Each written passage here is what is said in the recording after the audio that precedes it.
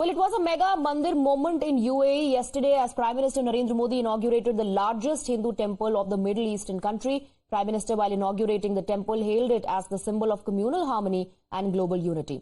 He also invoked the inauguration of Ram Temple in Ayodhya, calling it the fulfillment of the centuries-old dream. While dedicating the temple to the entire human race, he asserted that this temple marks a moment of Amrit Kal for India's faith and culture. मुझे आशा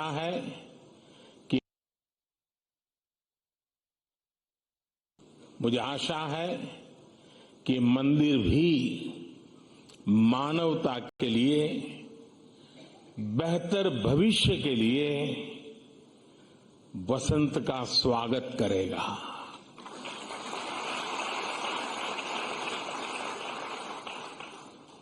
ये मंदिर पूरी दुनिया के लिए सांप्रदायिक सौहार्द और वैश्विक एकता का प्रतीक बनेगा।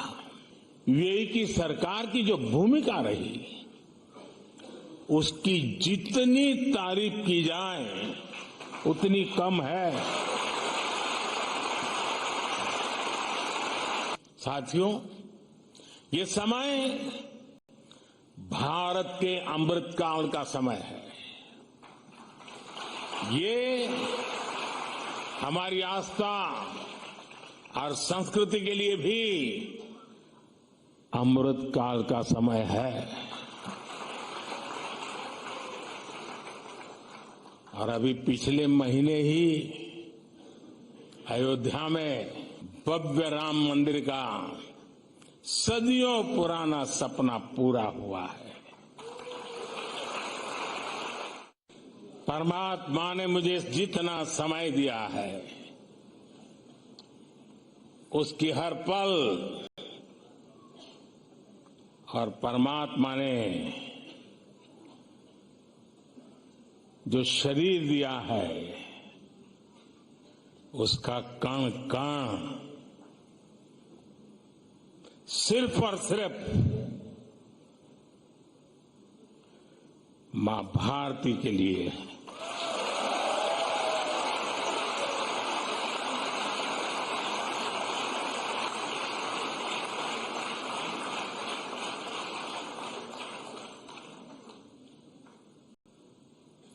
एक 140 करोड़ देशवासी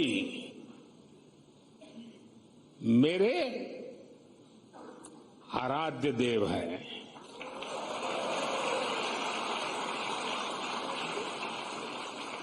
साथियों, अयोध्या के हमारे उस परम आनंद को आज अबू धाबी में मिली खुशी की लहर ने और बढ़ा दिया। Well, following a packed day in UAE, the Prime Minister departed for Qatar, landing fairly late in the evening.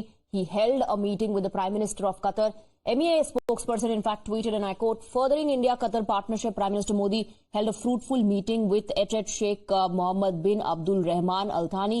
Prime Minister and the Foreign Minister of Qatar in Doha discussed issues that covered expanding bilateral cooperation in sectors such as trade and investment, energy and finance, among others." Let's also tell you more about the BAPS temple itself and explain how it sends out a message of unity and harmony. The temple sits on 27 acres of land gifted by the UAE leadership. It has 7 spires symbolizing the unity of the 7 emirates. It incorporates Arabian and Islamic architecture. Apart from Hindu symbols such as birds, the carved stones used in the temple also have a representation of what we see in Arabian countries, such as camels in desert land. The carvings on the walls along the mandir not only depict Hindu saints from India, but also the leadership of the Arab Emirates. Prime Minister Modi sent out a message of harmony and global unity. Let's revisit how some in India sought to malign the mega mandir moment, with SP MP ST Hassan claiming that madrasas and mosques were being targeted in India. देखिए, अच्छी बात है, हमारे प्रधानमंत्री अगर बाहर जाके मंदिर का उद्घाटन कर रहे हैं, हमारे प्रधानमंत्री के लिए सम्मान की बात है, देश के लिए सम्मान की बात है। उन रियासतों में वो जा रहे हैं जहाँ पे राजतंत्र है, डेमोक्रेसी नहीं है, लोकतंत्र नहीं है। लेकिन प्रधानमंत्री जी को अपने देश पे भी ये देखना चाहिए कि हमारे यहाँ जिस तरह से मदरसों के ऊपर, मस्जिदों के ऊपर बुलडोजर चल रहे हैं, उसको भी उन्हें रोकना चाहिए, क्योंकि वो मुस्लिम कंट्रीज के अंदर ये माहौल बना रहे हैं और हमें सम्मान दे रहे हैं, और हम एक लोकतांत्रिक व्यवस्था होते हुए आज हम सिर्फ एक धर्म की बात कर रहे हैं।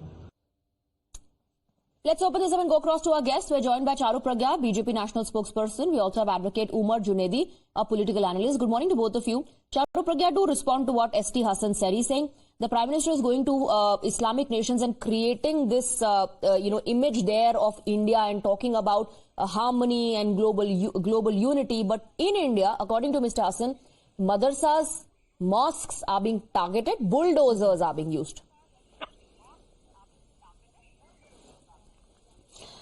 Good morning, Swati. And for long enough, we have seen that so many people on the left have tried to create a narrative that is false.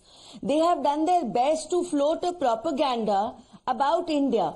But do you really think that countries in the world which are Islamic, countries in the world which are rich, advanced, countries which put Islam above every other thing would not be watching the way India has been conducting itself?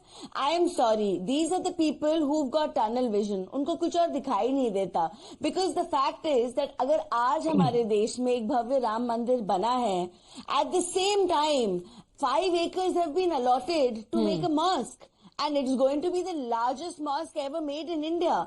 So when Modi ji says Sabka Saath, Sabka Vikas, it has never meant that leave Hindus behind. I'm sorry, because that has been the policy that the UP and the Congress has followed for decades. Today, Sabka Saath, Sabka Vikas really does mean that the majority religion is going to get as much importance as any minority religion, because appeasement karne ke din ab khatam ho gaye hain. And that's why Modi ji comes back to power. He's come back with a thumping majority a second time, and I assure you the third time is going to be bigger than the last thumping majority the third time as well, and that includes people of all castes, religions, and class as well. Advocate Junaidi, tunnel vision is what Charu Pragya is calling it. Good morning, Shruti. The BJP is dreaming for the third term, and if you would not be laughing on this, I would like to say that I just had a dream. I am taking the oath as a Prime Minister. So it's not any wrong thing to have a dream of getting a third term or being a Prime Minister. But the point here is, are we directing the nation towards the inaugurations of Mandir? Now, Ayodhya Mandir, the Ram Mandir was an issue which BJP made political, and yes, the political event was organized, and it was a huge event organized in the history of India. Agreed. Now talking about the Mandir at UAE. Okay, very good. It's a pride moment, a moment of proud for Indians. Fine. But is the development, the construction, the inauguration of Mandir is the real development we are talking about? Today, the farmers are protesting against the central government. The youths are unemployed, and there is high prices of diesel, vegetables, everything in day-to-day life. So what is the direction we are taking the nation into? Okay, where are we taking this nation? Quick rebuttal, Charu Pragya, everything is expensive. We are only building temples. There's no development happening according to Mr. Junaidi. Respond, please. Yeah, Mr. Junaidi actually has been living in a hole in the ground, if that is the kind of a statement he's making about the India that is rising today and rising in every single sector and every single vertical. Mr. Junaidi, development का जो rate है ना, मैं आपको गिना के बताती हूँ, because I don't know what part of the world you've been living in. The jobs created in the last 9 years are not simply 9 to 5 jobs. The amount of money that has been spent.